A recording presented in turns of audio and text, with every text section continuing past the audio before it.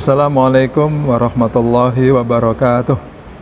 Alhamdulillahilladzi ja'ala syahra ramadhana alladzi unzila fihil Qur'an hudan linnas wa bayyinat minal huda wal furqan.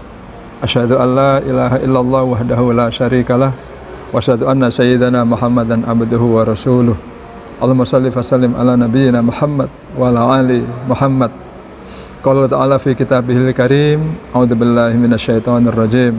Khudz min amwalihim shadaqatan tutahhiruhum wa tuzakkihim biha wa sholli alaihim inna sholataka sakanul lahum wallahu sami'un alim. Pemirsa yang berbahagia, tema kaji kita pada hari ini adalah membahas tentang kedudukan zakat di dalam ajaran Islam. Sebagaimana kita ketahui, zakat diturunkan oleh Allah Subhanahu wa taala di periode Madinah. Periode di mana Rasulullah sudah menjalani pada periode Mekah 10 tahun, yang di sana Rasulullah menanamkan akidah dan tauhid para sahabat sedemikian kuat sehingga keyakinan itu begitu menghunjam di dada para sahabat. Baru masuk kepada periode kedua di Madinah selama 13 tahun. Di tahun kedua syariat zakat Allah turunkan kepada Rasulullah SAW. Profesor Dr. Yusuf Al-Qaradawi menyampaikan terkait dengan zakat ini adalah sebuah bentuk ibadah al-maliyah al-ijtimaiyah. Artinya bahwa zakat itu adalah ibadah harta yang sangat terkait dengan kehidupan sosial masyarakat. Ibadah zakat tidak sebagaimana ibadah-ibadah yang lain. Syahadat misalnya adalah ibadah dalam bentuk persaksian kita kepada Allah Azza wa Jalla. Asyhadu an la ilaha illallah wa asyhadu anna Muhammadar Rasulullah. Aku bersaksi bahwa tidak ada Tuhan selain Allah, dan aku bersaksi bahwa Nabi Muhammad adalah utusan Allah. Itu ibadah personal. Pun juga demikian dengan ibadah sholat. Aqimus sholat, tegakkan sholat.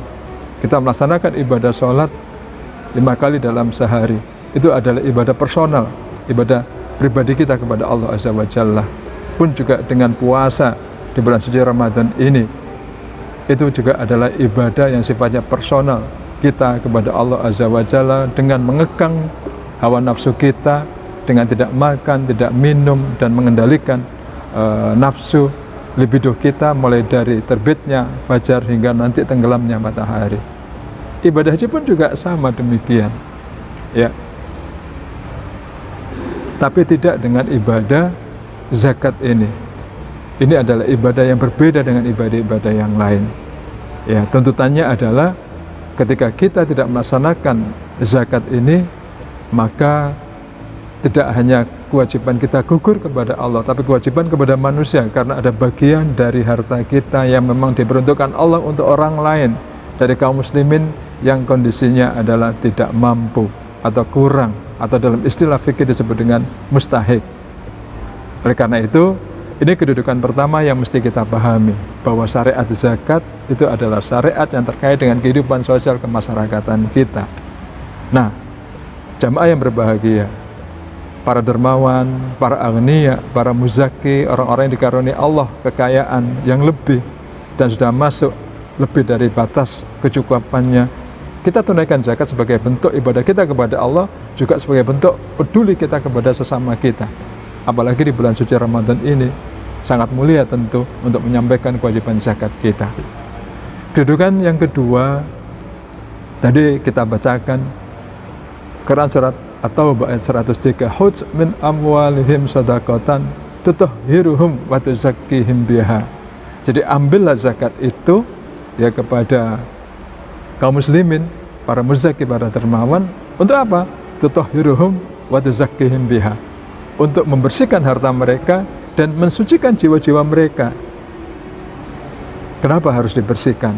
Boleh jadi selama kita mengais rezeki kita, selama kita mencari harta kekayaan kita, mal kita itu, ada yang cara-cara yang boleh jadi Allah tidak kehendaki, Allah tidak ridho, begitu ya. Nah, untuk itu zakat datang untuk mengambil haknya, membersihkannya dari harta-harta kita supaya bersih dan suci. Perumpamaan yang bisa kita sampaikan dalam kajian ini, ketika kita memberikan buah pisang kepada seekor monyet, seekor kera di kebun binatang atau di tengah jalan di pinggir-pinggir hutan itu, ketika kita lempar pisang kepada sang kera atau monyet itu, kita bisa melihat apa reaksi daripada kera atau monyet itu terkait dengan rezekinya datang dari kita lemparkan dalam bentuk pisang itu. Apakah monyet langsung menyantapnya, memakannya beserta kulit-kulit pisangnya, ataukah monyet itu yang tingkat kecerdasannya di bawah kita karena makhluk primata, bahkan dia bisa mengerti, dia kupas itu pisang dari kulitnya dan buahnya dia makan. Artinya apa? Artinya bahwa kera pun tahu, dia tahu rezekinya, tapi dia tidak ambil seluruhnya. Dia pilih yang bersih, yang baik, yang bagian dalamnya, yang kulitnya itu milik kambing yang ada di sekitaran mereka. Ini perumpamaan bagaimana zakat itu kita tunaikan dan kemudian manfaatnya kepada para du'afa, para mustahik di sekitaran kita. Perumpamaan yang kedua, seorang petani, boleh jadi itu adalah orang tua kita ya, yang memiliki ladang dan menanam hasil tanamannya atau padinya di persawahan.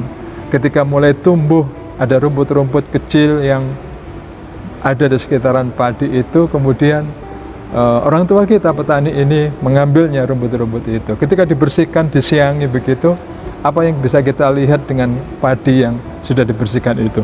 Apakah padi menjadi mati atau bahkan menjadi subur?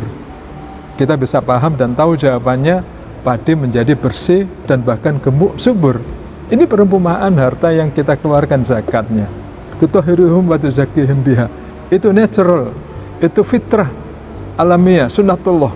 Ketika itu kita tunaikan, maka kepada harta kita itu menjadi bersih, jiwa kita menjadi suci, dan kemudian ada keberkahan di sana.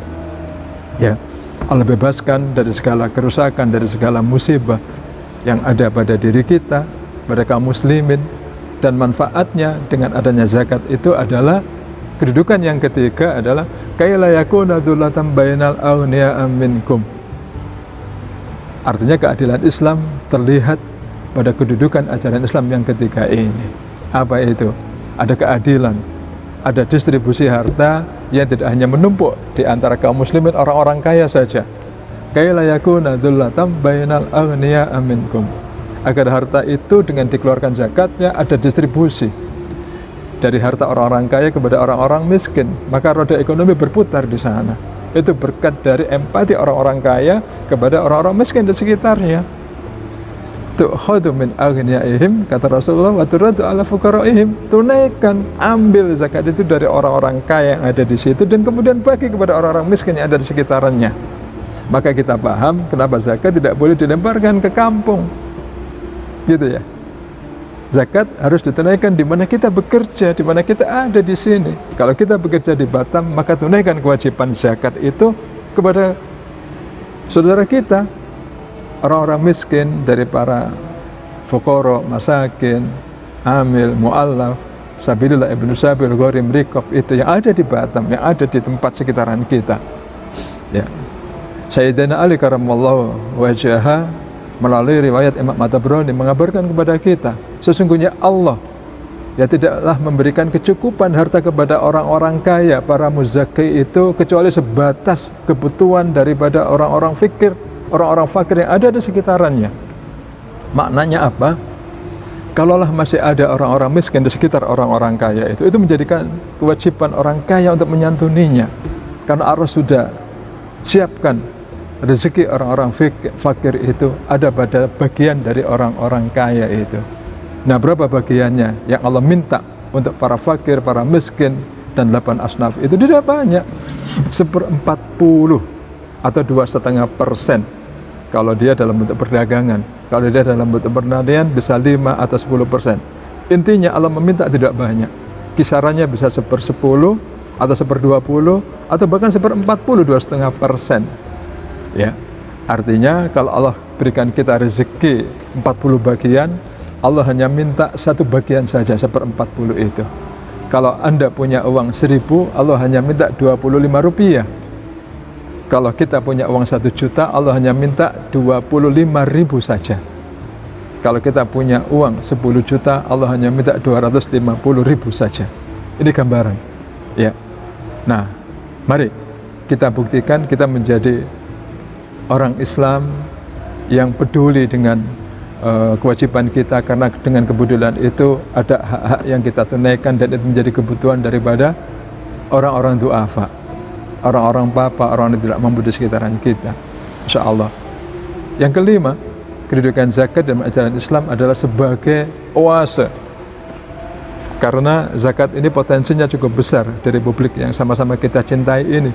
Ada 238 triliun potensi zakat dari seluruh sektor kehidupan yang ada di negara kita ini.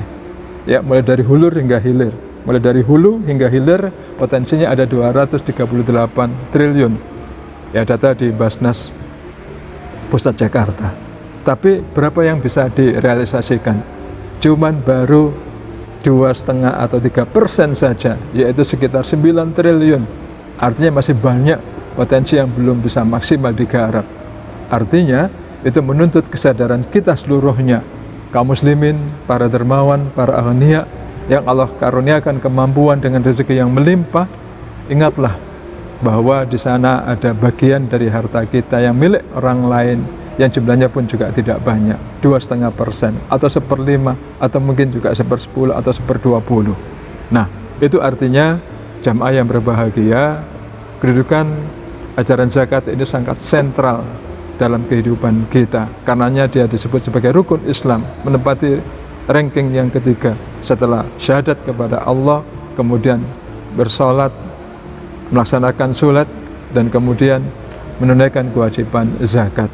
Bahkan Al-Quran sendiri ada 82 tempat ayat yang menyejajarkan kedudukan antara zakat dengan sholat itu. Aqimus sholat wa atuz zakat, tegakkan sholat dan tunaikan zakat.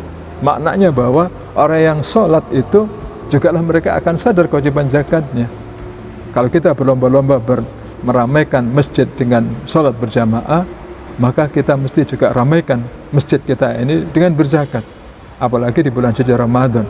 Ya, semoga dengan zakat yang kita tunaikan itu membersihkan harta kita, menyucikan jiwa kita, bisa mengangkat derajat para mustahik, ya, sehingga mereka memiliki kedudukan dan kesetaraan yang sama dengan kita sebagai muzaki, yang Allah karuniakan rezeki yang lebih kepada kita, ya, sehingga kita bisa mengantarkan mereka, makhluk-makhluk Allah, hamba-hamba Allah itu, untuk bisa memiliki kesetaraan, ya, di hadapan Allah Subhanahu wa taala.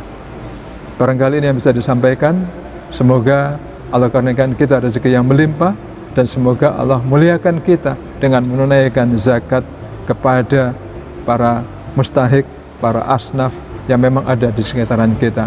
Semoga Allah izinkan kita untuk bisa membangun kebersamaan di dalam sosial kemasyarakatan kita di republik yang sama-sama kita cintai ini, dengan memulai gerakan zakat di diri kita, di keluarga kita, di komunitas kita. Insya Allah, semoga Allah mudahkan. Billahi taufiq wal hidayah. Wassalamualaikum warahmatullahi wabarakatuh.